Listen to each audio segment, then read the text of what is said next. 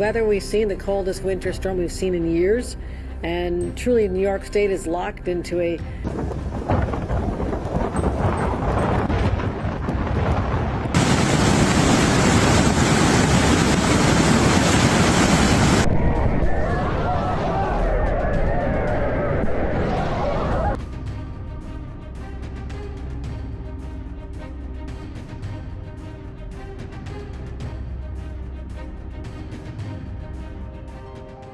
Across the United States, unusual patterns are unfolding with increasing intensity. In the mountains, debris flows surge like liquid walls of stone. In the Midwest, hail falls with unsettling color. In the South, blizzards freeze highways not built for ice. Ancient stones emerge from wetlands and desert ground as waters recede. These events appear disconnected, yet they are happening within the same nation, within the same season. Scripture reminds us, "For we know that the whole creation groans and labors with birth pangs together until now." Romans 8:22. Like, comment your thoughts, subscribe, and let's explore what this could mean together. This is no longer an ordinary flood. What descends from the mountains is not simply water overflowing its banks, but a violent convergence of elements that were once separate. Water tears soil from the slopes. Mud swallows roads. Massive boulders roll with unstoppable force. Entire trees, ripped from their roots, are carried like splinters in a churning wave. The result resembles a tsunami, but born not from the ocean, rather from the land itself collapsing inward. In recent years, several mountain regions across the United States have witnessed debris flows that move with terrifying speed. Unlike gradual flooding, these events offer almost no warning. A slope saturates. The ground destabilizes. Then, within moments, gravity takes control. What was once solid terrain transforms into a liquid wall of destruction. Homes are struck. Vehicles are buried. Streets vanish beneath layers of mud and stone. It is not just water. It is not just earth. It is everything combined elements that were designed to function within balance, now merging into a single destructive force. From a biblical lens, such merging carries symbolic weight. Scripture often portrays creation as ordered sea separated from land, sky divided from waters, boundaries established by divine decree. When those boundaries blur, it signals disorder. Romans 8:22 states, "For we know that the whole creation groans and labors with birth pangs together until now." The language is vivid. Creation is not silent. It groans, it strains, it reacts. A debris flow is a physical event with scientific explanations. Heavy rainfall, wildfire-scarred hillsides, unstable sediment, rapid snowmelt. Geologists can map risk zones and calculate slope angles. Meteorologists can track precipitation levels. These analyses matter, and they save lives. Yet the imagery remains striking: land and water losing distinction, stability giving way to chaos. When mountains themselves appear to melt into motion, it challenges the assumption of permanence. We trust rock to remain rock. We trust hills to hold. But in a debris flow, even the most solid terrain reveals its fragility. Perhaps the deeper question is not whether such events can be measured. They can. The question is what they reveal about the condition of the world we depend upon. When natural order seems to unravel in visible ways, it forces reflection. Stability is not guaranteed. Boundaries are not permanent. And the earth beneath our feet is far less immovable than we once believed. This pattern does not stop at the mountains. A circle of light appeared suspended in the sky, perfectly round, motionless, and sharply defined against a backdrop of dark clouds. Witnesses described it as neither flashing nor fading, but steady. It did not streak like a meteor. It did not scatter like lightning. It simply remained there, fixed in position, as if placed deliberately above the horizon. There was no recorded thunderstorm in the immediate area, no lightning alerts, no emergency weather broadcast. The stillness surrounding the phenomenon intensified its effect. Observers reported an unusual silence in the air, as though the atmosphere itself had paused. Some captured images, but photographs struggled to convey what the eye had seen directly: the depth of brightness, the unnatural symmetry. Meteorologists and atmospheric scientists have proposed explanations. Certain halo effects, caused by ice crystals in the upper atmosphere, can produce circular formations. Reflections from distant light sources, rare cloud formations, or optical distortions may also create the illusion of a hovering ring. Under specific conditions, science accounts for unusual shapes in the sky. Yet for many witnesses, the timing felt significant. The world was already unsettled: extreme weather, social tension, uncertainty in multiple arenas. Against that backdrop, a perfectly shaped circle of light seemed less like coincidence and more like interruption. The human mind instinctively seeks meaning in symmetry. A flawless ring suspended above a restless landscape does not easily fade from memory. Scripture contains repeated references to signs appearing in the heavens. Luke 21:11 speaks of great earthquakes, famines, and pestilences in various places, and fearful events and great signs from heaven. The language does not instruct panic, but awareness. The sky, in biblical symbolism, is often the canvas upon which divine warnings or reminders are displayed. Historically, celestial phenomena have shaped interpretation. Comets, eclipses, unusual atmospheric displays, each generation has viewed the sky as both scientific and symbolic.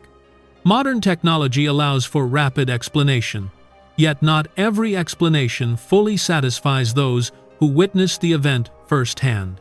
The question surrounding the circle of light is not solely about physics, it is about perception. Why did it appear at that particular moment? Why did it linger without movement? Why did it evoke not excitement, but unease? Whether understood as a rare atmospheric occurrence or something layered with deeper meaning, the image remains striking: a luminous ring against gathering clouds, silent, unmoving, perfect. In times of instability, even the sky seems to draw attention upward, reminding observers that what appears above can feel as consequential as what unfolds below. Severe blizzards swept through Texas, Oklahoma, and Mississippi, regions historically unaccustomed to prolonged and paralyzing winter storms. Highways once dry and sunlit turned into sheets of ice within hours. Semi-trucks jackknifed across frozen lanes. Residential neighborhoods lost power as heavy snow and ice snapped tree limbs and dragged down electrical lines. In communities built for heat rather than frost, even minor snowfall became a structural threat. The intensity of these storms has drawn increasing attention. Meteorological records show not merely isolated cold snaps, but repeated episodes of deep freezes and heavy accumulation across southern states.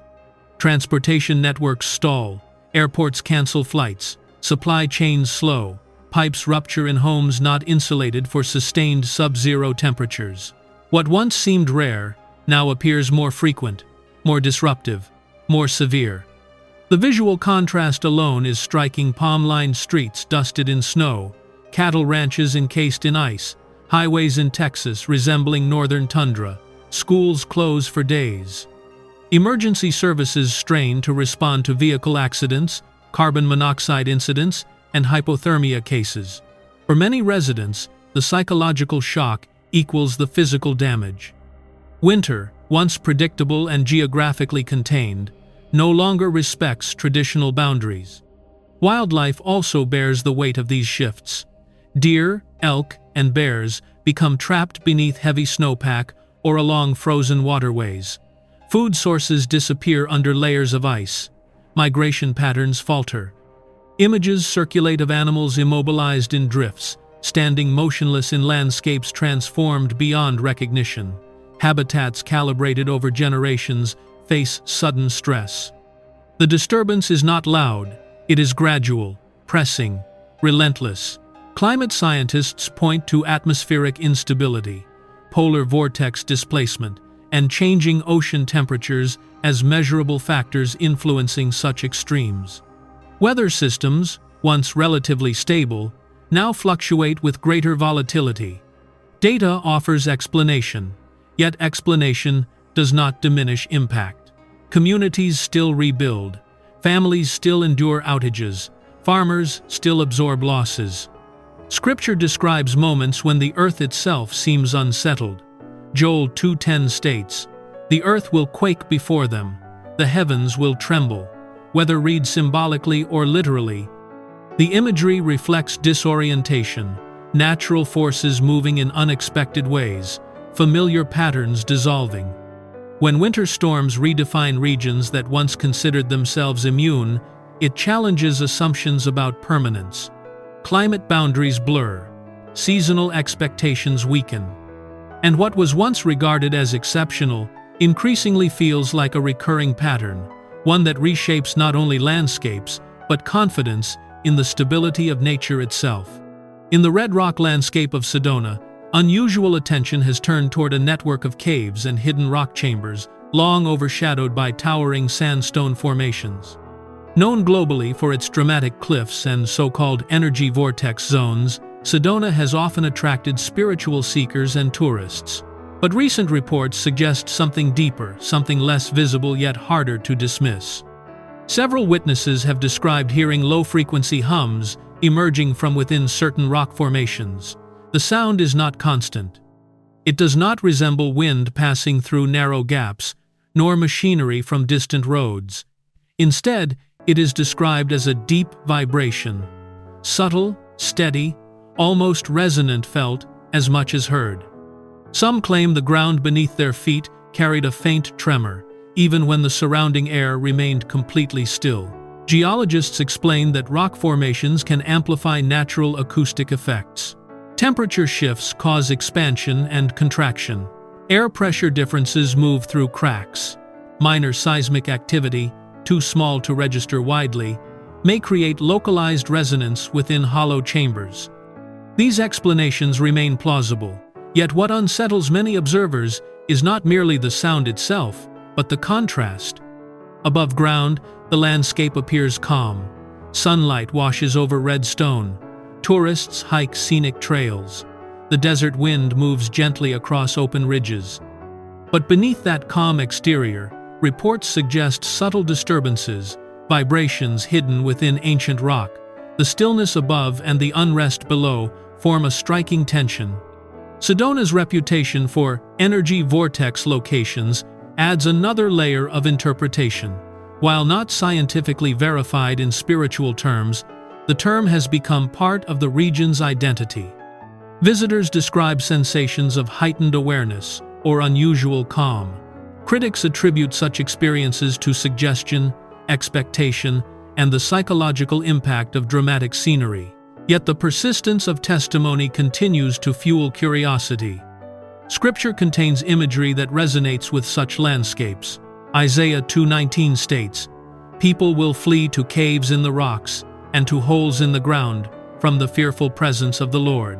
The verse speaks not merely of geography, but of refuge, concealment, and awe. Caves in biblical symbolism often represent both shelter and revelation, hidden places where fear and faith intersect. Whether these recent accounts reflect natural acoustic phenomena or something less easily categorized, they draw attention to a deeper theme. What appears solid and silent may contain unseen movement. Rock, often considered the symbol of stability, can hold vibration within.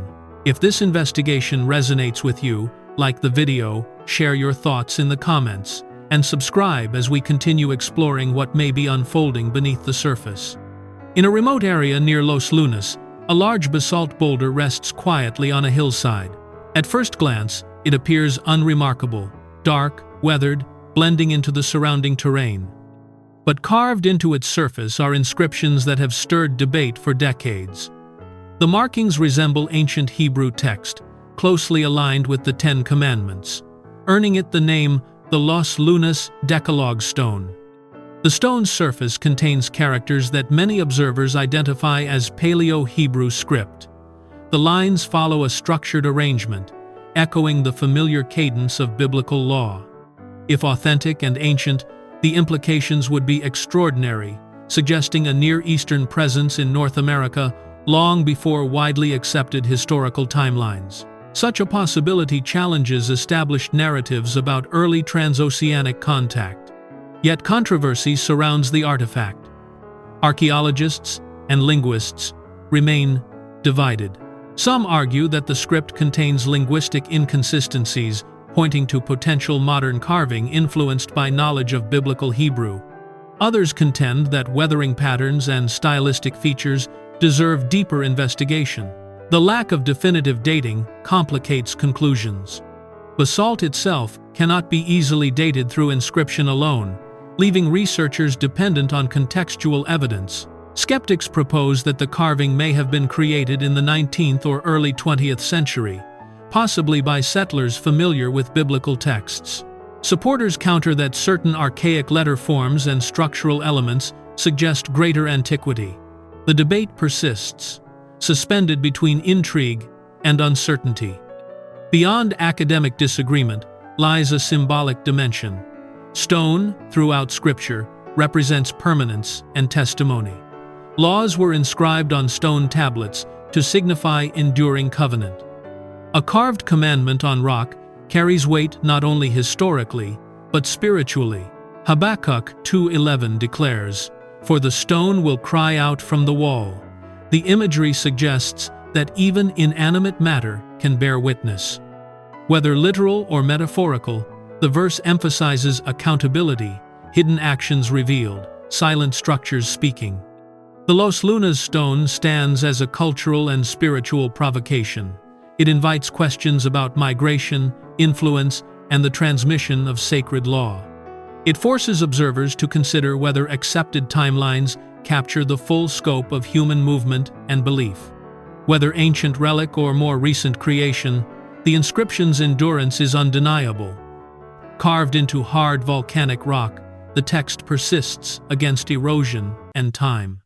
Debate may continue, but the stone remains silent, yet inscribed its markings challenging certainty and reminding observers that history, like stone, can hold deeper layers beneath its surface. Like inscriptions carved into stone, some messages do not appear in public monuments, but in the private landscapes of the human mind. Across different states, across cities and rural towns, individuals with no connection to one another have begun describing strikingly similar dreams. They do not belong to the same church. They do not follow the same teachers. Many insist they rarely discuss spiritual matters at all. Yet their accounts echo one another with unsettling precision. In these dreams, skies darken suddenly. Trumpet-like sounds reverberate in the distance. Water rises in places long considered safe. Some describe standing on elevated ground, watching events unfold below. Others speak of intense light, breaking through heavy clouds. The imagery varies slightly in detail, but the emotional tone remains consistent. Urgency, warning, revelation. What makes these reports notable is the absence of coordination. There is no organized movement promoting a shared narrative. No viral campaign distributing identical symbolism. Many of the dreamers claim reluctance in speaking publicly, unsure whether their experiences carry meaning beyond personal imagination. Yet when testimonies surface online forums, small gatherings, private conversations, the parallels emerge.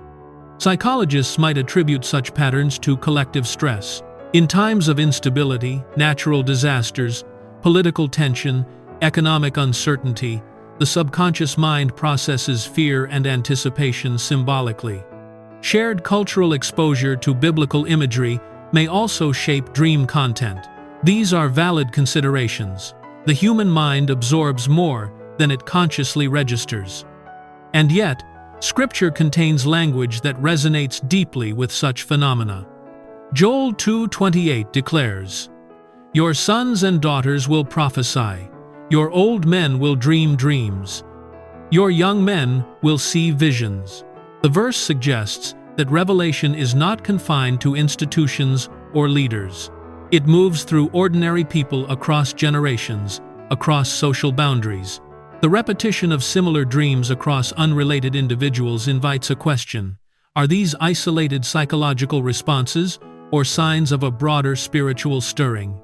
When imagery aligns without planning, when urgency echoes across distances, it creates the impression of a collective signal rather than fragmented imagination.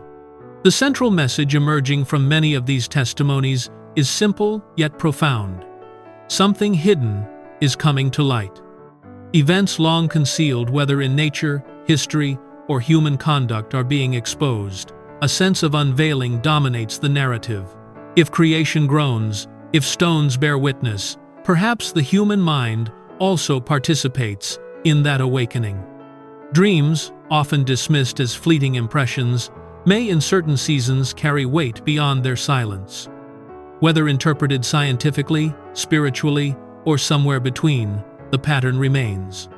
Across regions, across backgrounds, across lives, unconnected people are dreaming similar dreams. And many are asking the same question: has the day of revelation already begun? Across the United States, events that once seemed isolated now appear interconnected. What used to be dismissed as rare weather, unexplained sounds, unusual discoveries, or personal experiences now emerges within the same season, the same atmosphere of tension. The pattern is not defined by one storm, one stone, one light in the sky, or one dream. It is defined by convergence. Natural systems appear less predictable. Landscapes once considered stable show signs of strain. Elements that once operated independently now collide in ways that unsettle confidence. Beneath calm surfaces, there are tremors. Within quiet communities, there are questions. In private spaces, there are testimonies that echo beyond individual imagination. At the same time, objects long hidden surface unexpectedly. Carvings in rock provoke debate. Ancient imagery reappears. Symbolic signs draw attention. Whether viewed through scientific explanation or spiritual interpretation, something deeper seems to be unfolding, an exposure, a revealing, a lifting of what was once concealed. Scripture repeatedly describes moments when hidden things come to light, and when creation itself reflects internal imbalance. For there is nothing hidden that will not be revealed. Luke 12:2. The emphasis is not fear, but awareness, not panic, but preparation. Revelation in the biblical sense is not chaos for its own sake. It is unveiling. The true crisis may not be environmental alone. It may be a crisis of certainty. For generations, stability was assumed. Nature followed predictable rhythms.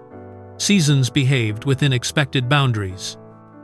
History appeared settled, but when patterns shift, even subtly, people begin to re-examine foundations they once trusted without question. The question is not whether each event has a scientific explanation. Many do. The deeper question is why so many disruptions appear within the same window of time. Why do they feel synchronized? Why does instability seem layered rather than isolated? Perhaps the message is not about destruction, but about alignment, realigning perspective, priorities, and spiritual awareness. When the earth feels uncertain, when the sky displays unfamiliar signs, when private dreams mirror public events, reflection becomes unavoidable. This may not be the end. It may be a beginning, a moment when attention returns to what truly anchors stability. If this exploration has challenged or stirred you, take a moment to like the video, share your thoughts in the comments, and subscribe to continue examining these patterns together. Thank you for watching and for being part of this journey.